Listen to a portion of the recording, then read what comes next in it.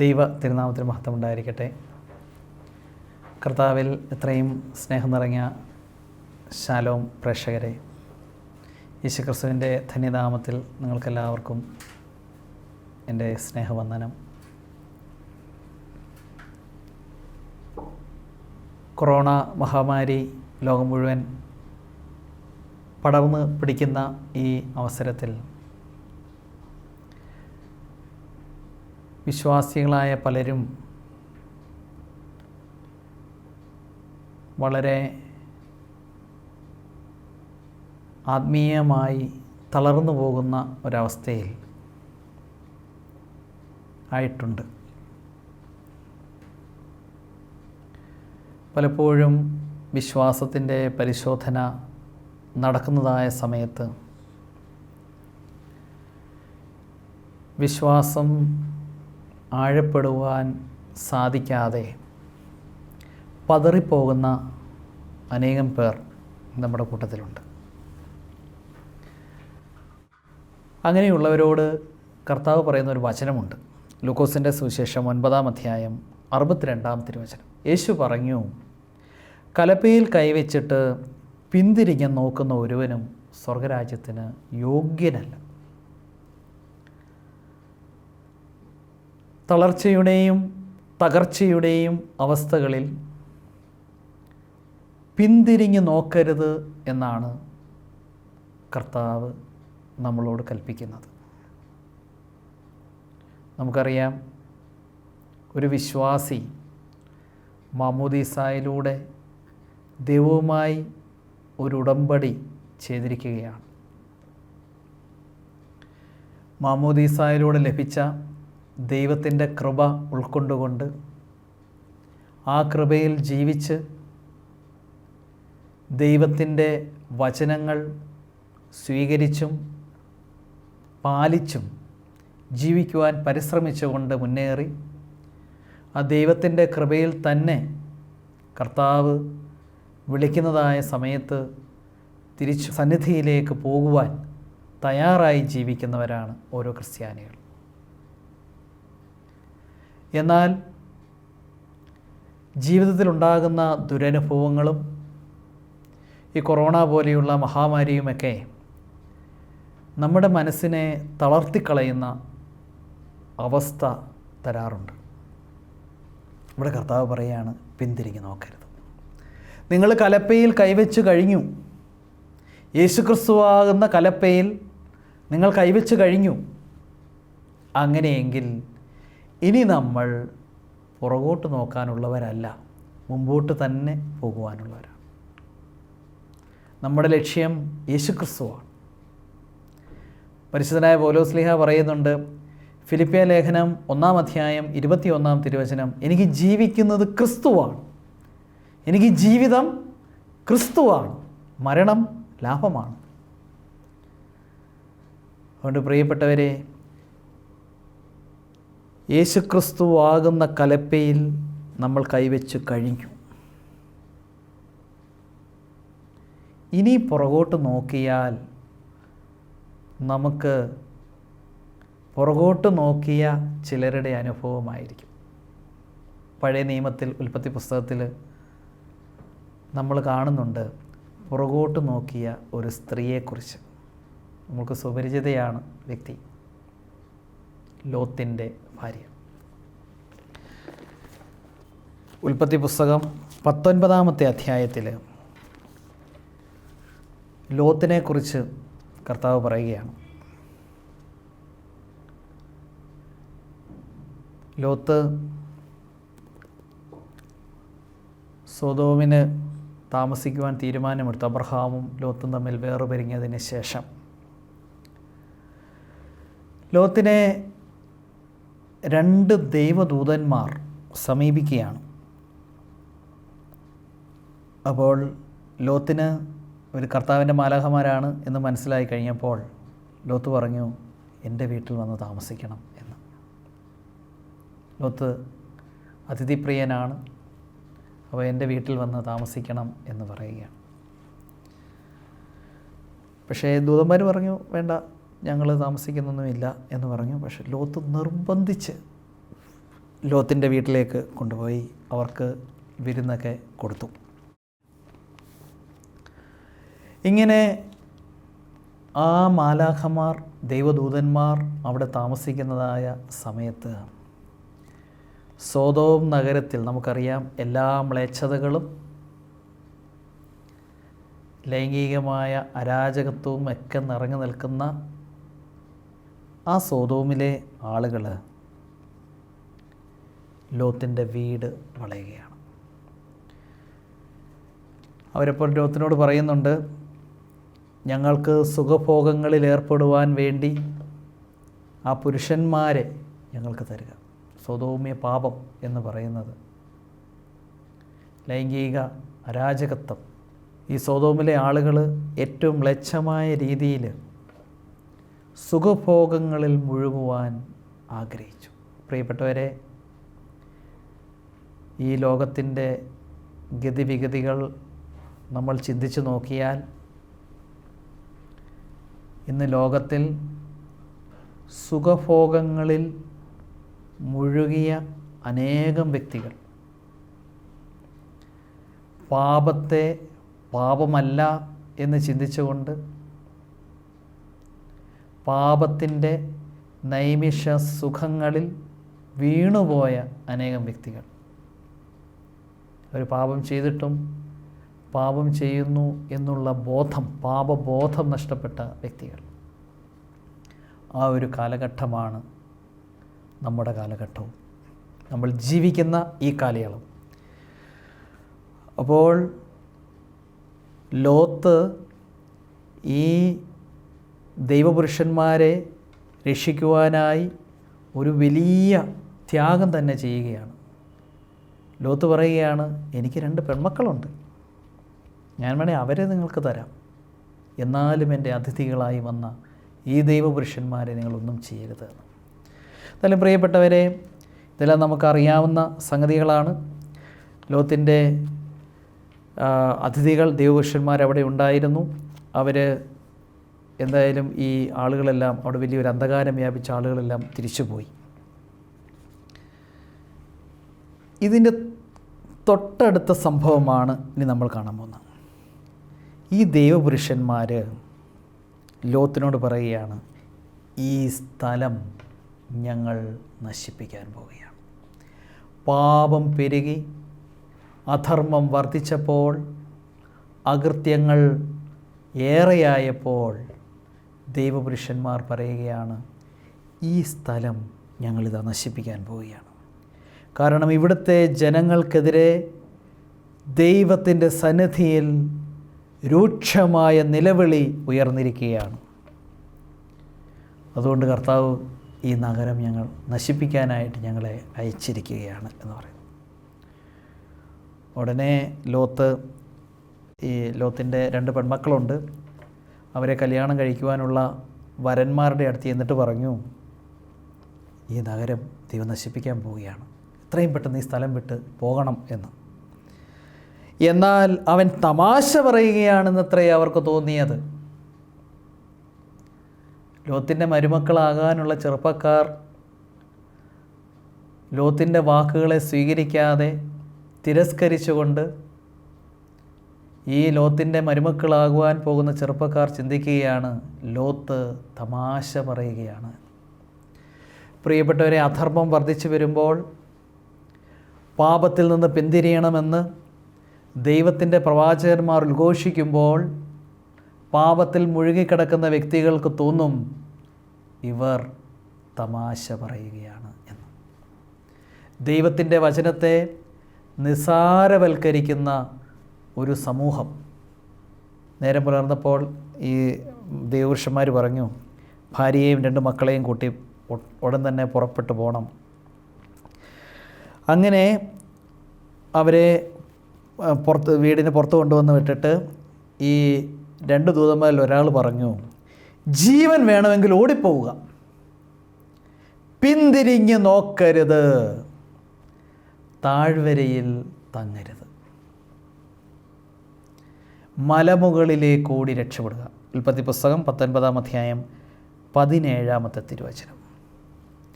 പിന്തിരിഞ്ഞ് നോക്കരുത്, താഴ്വരയിൽ തങ്ങരുത്. കാരണം താഴ്വരയിൽ പാപം നടമാടുന്ന അവസ്ഥയാണ്. താഴ്വരകളുടെ ഒരു പ്രത്യേകത, ഉദാഹരണത്തിന് സങ്കീർത്തനത്തിൽ 23-ാം സങ്കീർത്തനത്തിൽ ദാവീദ് പറയുകയാണ്, മരണത്തിൻ്റെ താഴ്വരയിലൂടെയാണ് ഞാൻ നടക്കുന്നതെങ്കിൽ എന്ന് പറഞ്ഞു കഴിഞ്ഞാൽ ഈ താഴ്വര, അവിടെ മരണത്തിൻ്റെ ഒരവസ്ഥ സാധ്യതയുണ്ട്. ബാക്കാ താഴ്വരയിലൂടെ കടന്നു പോകണം. 84-ാം സങ്കീർത്തനത്തിൽ ദാവീദ് പറയാണ്, ബാക്കാ താഴ്വര എന്ന് പറഞ്ഞു കഴിഞ്ഞാൽ കണ്ണുനീരിൻ്റെ താഴ്വരയിലൂടെ ആണ് ഞാൻ പോകുന്നത്. അപ്പോൾ താഴ്വരയുടെ പ്രത്യേകത മരണം, കണ്ണുനീര്, ഇതിൻ്റെയൊക്കെ ഒരു പ്രതീകമാണ് താഴ്വര.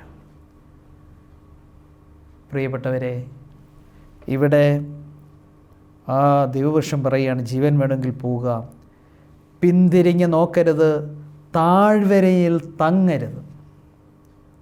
നിരാശയിൽ വീണ് തകർന്നു പോകുവാനുള്ളതല്ല നിങ്ങളുടെയും എൻ്റെയും ജീവിതം. പാപത്തിൻ്റെ ചെളിക്കുഴിയിൽ വീണുരുണ്ട് നശിച്ചു പോകുവാനുള്ളതല്ല നിങ്ങളുടെയും എൻ്റെയും ജീവിതം. അതുകൊണ്ട് നിരാശയുടെയും പാപത്തിൻ്റെയും താഴ്വരയിൽ നിൽക്കുവാനുള്ളതല്ല നമ്മുടെ ജീവിതമെങ്കിൽ കർത്താവ് നമ്മളോട് പറയുകയാണ്, പിന്തിരിഞ്ഞ് നോക്കരുത്. എന്നിട്ട് പറയാണ്, മലമുകളിലേക്ക് ഓടി രക്ഷപ്പെടുക. മലയുടെ പ്രത്യേകത, ദൈവ സാന്നിധ്യം ഇറങ്ങി വരുന്ന സ്ഥലങ്ങളാണ് മലകൾ. പൊതുവേ നമ്മൾ ദൈവവചനം വായിക്കുമ്പോൾ നമുക്ക് മനസ്സിലാക്കുവാനായിട്ട് സാധിക്കും. മലകളുടെ പ്രത്യേകത ദൈവ സാന്നിധ്യം. സീനായി മലയിൽ അഗ്നിയുടെ മധ്യത്തിൽ ദൈവം പ്രത്യക്ഷപ്പെടുന്നു. കാർമേൽ മലയിൽ ഏലിയാവ് പ്രാർത്ഥിക്കുന്നു. പുതിയ നിയമത്തിലാണെങ്കിൽ നമുക്ക് കാണുവാനായിട്ട് സാധിക്കും, താബോർ മലയിൽ യേശുക്രിസ്തുവിൻ്റെ രൂപാന്തരീകരണം സംഭവിക്കുന്നു. മോശയും ഏലിയാവും പ്രത്യക്ഷപ്പെടുന്നുണ്ട് അവിടെ. പത്രോസും യാക്കോബും യോഹന്നാനും അവിടെയുണ്ട്. അവിടെ യേശുക്രിസ്തു രൂപാന്തരപ്പെടുന്നു. എൻ്റെ പ്രിയപ്പെട്ടവരെ, ദൈവത്തിൻ്റെ സാന്നിധ്യം ശക്തമായുള്ള സ്ഥലം, അവിടേക്കാണ് നമ്മൾ പോകേണ്ടത്. കൃപയുള്ളിടത്തേക്ക് നാം നീങ്ങേണ്ടിയിരിക്കുന്നു. അത് കൃപ എന്ന് പറയുന്നത് യേശുക്രിസ്തു തന്നെയാണ്. നമുക്കറിയാം, യോഹന്നാൻ്റെ സുവിശേഷം 1-ാം അധ്യായം 17-ാം തിരുവചനത്തിൽ പറയുകയാണ്, നിയമം മോശ വഴി നൽകപ്പെട്ടു, കൃപയും സത്യവുമാകട്ടെ യേശുക്രിസ്തു വഴി നൽകപ്പെട്ടു. അതുകൊണ്ട് കൃപ യേശുക്രിസ്തുവാണ്. യേശുക്രിസ്തുവാണ് കൃപ. പ്രിയപ്പെട്ടവരെ, നമ്മൾ പാപത്തിൻ്റെ താഴ്വരയിൽ നിൽക്കാതെ യേശുക്രിസ്തുവിൻ്റെ സാന്നിധ്യമാകുന്ന മലയിലേക്ക് നമ്മൾ ഓടിപ്പോവുക. അങ്ങനെ പോകുമ്പോൾ സംഭവിക്കാവുന്ന ഒരു കാര്യമാണ്, നമ്മൾ മലയിലേക്ക് ഓടിപ്പോകുമ്പോഴൊക്കെ പുറകോട്ട് നോക്കുക. ഈ ലോകത്തിൻ്റെ വഴികളിലേക്ക് നോക്കുവാനുള്ള പ്രലോഭനം നിങ്ങൾക്കും എനിക്കും ഉണ്ടാകും. അങ്ങനെ പാപത്തിൻ്റെ പ്രലോഭനത്തിൽ വീഴുവാൻ തക്കണം, അല്ലെ പാപത്തിലേക്ക് പിന്തിരിഞ്ഞ് നോക്കുകയാണെങ്കിൽ നമുക്ക് സംഭവിക്കാൻ പോകുന്നത് എന്താണെന്നറിയാമോ? ഇതാ അവിടെ പറയുകയാണ്, ഉൽപ്പത്തി പുസ്തകം 19-ാം അധ്യായം 26-ാമത്തെ തിരുവചനം. ലോത്തിൻ്റെ മക്കളും കൂടെ ഓടുകയാണ് മലമുകളിലേക്ക്, അല്ലെങ്കിൽ അതിനടുത്തുള്ള സ്ഥലത്തേക്ക് ഓടിപ്പോവുകയാണ്, ദൈവസാന്നിധ്യമുള്ള സ്ഥലത്തിലേക്ക് ഓടിപ്പോവുകയാണ്. അപ്പോൾ ലോത്തിൻ്റെ ഭാര്യ പിന്തിരിഞ്ഞ് നോക്കിയത് കൊണ്ട് ഒരു ഉപ്പുതൂണായിത്തീർന്നു. ഇതാ അവളൊരു ഉപ്പുതൂണായിത്തീരണം. അവൾക്ക് ലക്ഷ്യത്തിലെത്തുവാനായിട്ട് സാധിക്കുന്നില്ല. നിങ്ങളും ഞാനും സ്വർഗമാകുന്ന ലക്ഷ്യത്തിലേക്ക്, യേശുക്രിസ്തുവാകുന്ന ലക്ഷ്യത്തിലേക്ക് ഓടിപ്പോകുന്നതായ സമയത്ത് നമ്മുടെ ജീവിതത്തിലുണ്ടായ പാപങ്ങളും ബലഹീനതകളൊക്കെ നമ്മൾ നല്ല കുമ്പസാരത്തിലൂടെ ഏറ്റുപറഞ്ഞ് ഉപേക്ഷിച്ച് നമ്മൾ യേശുക്രിസ്തുവാകുന്ന ആ മലയിലേക്ക് ഓടിപ്പോവുകയാണ്. ആ സമയത്ത് വീണ്ടും നമുക്ക് പ്രലോഭനങ്ങളുണ്ടാകും, നമുക്ക് വീഴ്ചകളൊക്കെ ഉണ്ടാകും. എന്നാൽ ആ വീഴ്ചകളിൽ കിടന്ന് ഉരുളാതെ കുമ്പസാരം എന്ന കൂദാശയിലൂടെ പാപങ്ങൾ പശ്ചാത്താപത്തോടുകൂടി ഏറ്റുപറഞ്ഞ് തിരിച്ചു വരുമ്പോഴാണ് വീണ്ടും നമുക്ക് മുന്നോട്ട് പോകുവാനായിട്ട് സാധിക്കുന്നത്. എന്നാൽ ഇനി കുമ്പസാരമൊന്നും വേണ്ട, പശ്ചാത്താപമൊന്നും വേണ്ട, ഞാൻ പാപം ചെയ്തു, ഇനി എന്തായാലും അതിൽ തന്നെ കിടന്നേക്കാം എന്ന് പറഞ്ഞാൽ നമ്മൾ പിന്തിരിഞ്ഞ് നോക്കിയ ലോത്തിൻ്റെ ഭാര്യയുടെ അവസ്ഥയാണ് നിങ്ങൾക്കും എനിക്കും സംഭവിക്കുന്നത്. ലൂക്കോസിൻ്റെ സുവിശേഷം 17-ാം അധ്യായത്തിൽ 29-ാമത്തെ വാക്യത്തിൽ യേശുക്രിസ്തു പറയുന്നുണ്ട്, ലോത്തിൻ്റെ നാളുകളിലും അങ്ങനെ തന്നെയായിരുന്നു എന്ന് പറഞ്ഞാൽ അവർ തിന്നും കുടിച്ചും വിവാഹം ചെയ്തു കൊടുത്തുമൊക്കെ എന്ന് പറഞ്ഞാൽ എല്ലാവിധത്തിലുമുള്ള സുഖഭോഗങ്ങളിൽ മുഴുകി ഇരുന്ന ഒരവസ്ഥയാണ് ലോത്തിൻ്റെ കാലത്തെ അവസ്ഥ. അവർ തിന്നുകയും കുടിക്കുകയും വാങ്ങുകയും വിൽക്കുകയും നടുകയും വീട് പണിയുകയും ചെയ്തുകൊണ്ടിരുന്നു. പക്ഷേ ലോത്ത് സോദോമിൽ നിന്ന് ഓടിപ്പോയ ദിവസം സ്വർഗത്തിൽ നിന്ന് തീയും ഗന്ധകവും ഇറങ്ങി അവരെ എല്ലാം നശിപ്പിച്ചു. അവിടെ വലിയ മഴ പെയ്യുകയാണ്, തീ മഴ പെയ്ത് അവരെ നശിപ്പിച്ചു. ഇപ്രകാരം തന്നെ ആയിരിക്കും മനുഷ്യപുത്രൻ വെളിപ്പെടുന്ന ദിവസത്തിലും. ഇതുപോലെ തന്നെയായിരിക്കും മനുഷ്യപുത്രൻ വെളിപ്പെടുന്ന ദിവസത്തിലും. ആ ദിവസം എന്നിട്ട് പറയുകയാണ്, പുരമുകളിൽ ഇരിക്കുന്നവൻ വീട്ടിനകത്തുള്ള സാധനങ്ങൾ എടുക്കാൻ പോകരുത്, പുറകോട്ട് താഴോട്ട് പോയി ഞാനെന്നാൽ ഈ സാധനം എടുത്തുകൊണ്ട് വന്നിട്ട് പോയേക്കാം, അങ്ങനെ പോകരുത്. വയലിലായിരിക്കുന്നവൻ പിന്നിലുള്ളവയിലേക്ക് തിരിയരുത്. വയലിലിരിക്കുന്ന വ്യക്തിയും തിരിഞ്ഞു നോക്കരുത്. നമ്മളിതാ ദൈവരാജ്യത്തിൻ്റെ സുവിശേഷം ശ്രവിക്കുന്ന നിങ്ങളോടും എന്നോടും കർത്താവ് പറയുകയാണ്, ഇനിയും പിന്തിരിഞ്ഞ് നോക്കരുത്. എന്നിട്ട് പറയാം, ലോത്തിൻ്റെ ഭാര്യയ്ക്ക് സംഭവിച്ചത് ഓർമ്മിക്കുക. നമ്മൾ ഓർക്കേണ്ടത് ഇതാണ്, ലോത്തിൻ്റെ ഭാര്യയ്ക്ക് എന്താണ് സംഭവിച്ചത്. ഒരു വിശ്വാസി യേശുക്രിസ്തുവിനെ ലക്ഷ്യം വെച്ച് പോകുമ്പോൾ പാപത്തിൽ നമ്മൾ വീഴും, ബലഹീനതകൾ നമ്മൾ വീഴും. അത് അങ്ങനെ ചെയ്യുമ്പോൾ പശ്ചാത്തപിച്ച് തിരിഞ്ഞു വരാതെ നമ്മൾ ആ പാപത്തിൽ കടന്ന് പിന്തിരിഞ്ഞ് നോക്കുക എന്ന് പറഞ്ഞു കഴിഞ്ഞാൽ വീണ്ടും വീണ്ടും ആ പാപത്തിൽ കടന്ന് ഉരുളുകയാണ് എങ്കിൽ പ്രിയപ്പെട്ടവർ, നമുക്കൊരിക്കലും ലക്ഷ്യത്തിൽ എത്തുവാനായിട്ട് സാധിക്കുകയില്ല. അങ്ങനെ പാപത്തിൽ കടന്ന് ഉരുളുന്നത് ആരാണ് എന്ന് ജ്ഞാനത്തിൻ്റെ പുസ്തകത്തിൽ പറയുന്നുണ്ട്. 10-ാം അധ്യായം 7-ാം തിരുവചനം, അവരുടെ ദുഷ്ടതയുടെ തെളിവ് ഇന്നും കാണാം. സദാ പുകയുയരുന്ന ശൂന്യപ്രദേശം, കനിയാകാത്ത കായ്കൾ വഹിക്കുന്ന വൃക്ഷങ്ങൾ, അവിശ്വാസിയുടെ സ്മാരകമായ ഉപ്പുതൂൺ. പാപത്തിൽ ജീവിക്കുന്നത് വിശ്വാസം നഷ്ടപ്പെട്ട വ്യക്തിയാണ്. ഒരു വിശ്വാസി പാപത്തിൽ വീണാലും അവൻ പശ്ചാത്തപിക്കും.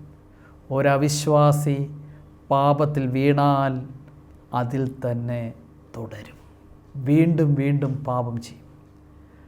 എബ്രായ ലേഖനത്തിൽ പരിശുദ്ധനായ പൗലോസ്ലീഹ പറയുകയാണ്, എബ്രായ ലേഖനം 10-ാം അധ്യായം 38-39 തിരുവചനങ്ങൾ, എൻ്റെ നീതിമാൻ വിശ്വാസം മൂലം ജീവിക്കും, അവൻ പിന്മാറുന്നെങ്കിൽ എൻ്റെ ആത്മാവ് അവനിൽ പ്രസാദിക്കുകയില്ല.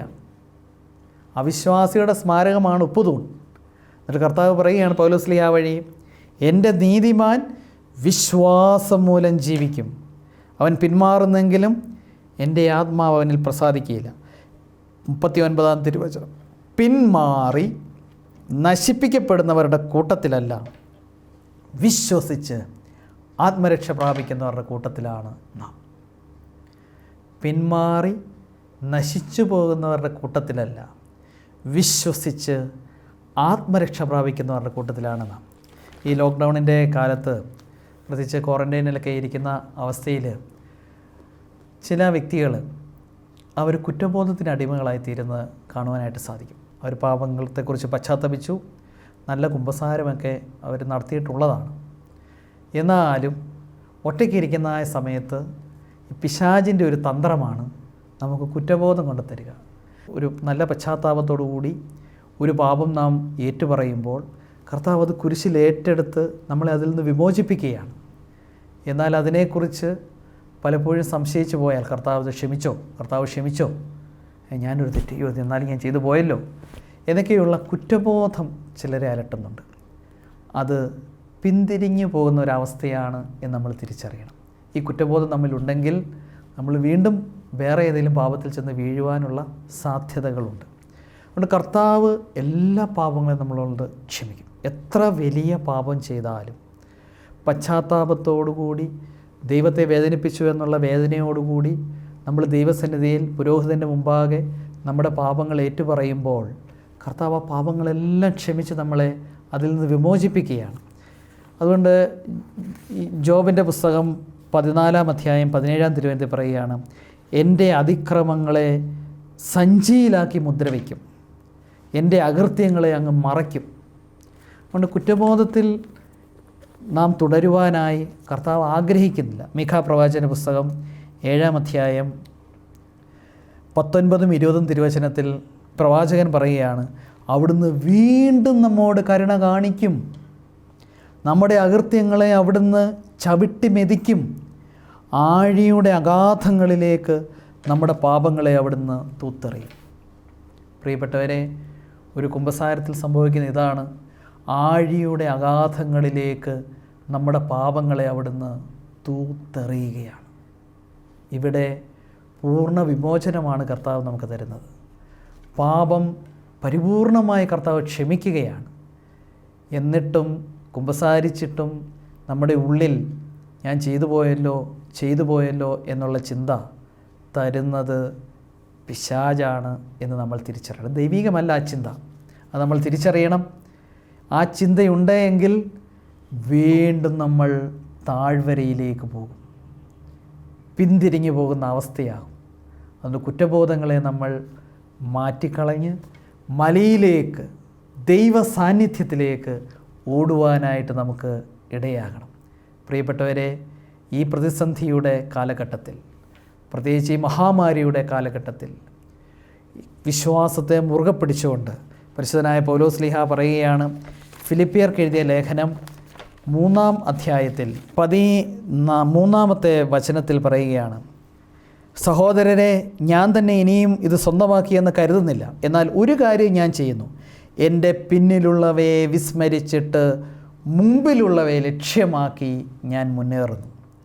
ഞാൻ എൻ്റെ പിന്നിലുള്ളവയെല്ലാം വിസ്മരിക്കുകയാണ്. കഴിഞ്ഞകാല ജീവിതത്തിലെ എൻ്റെ പാപ വഴികളെല്ലാം ഞാൻ പിന്തള്ളുകയാണ്. ഞാൻ അതെല്ലാം ഉപേക്ഷിക്കാൻ തീരുമാനിച്ചു കഴിഞ്ഞു.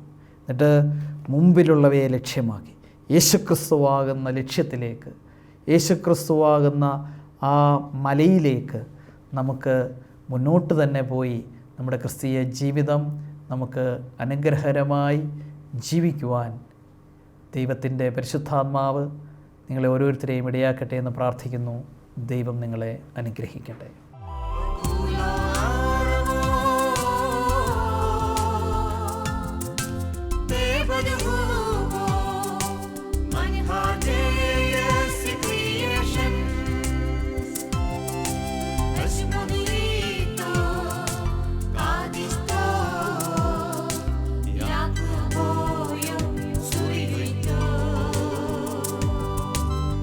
Bye.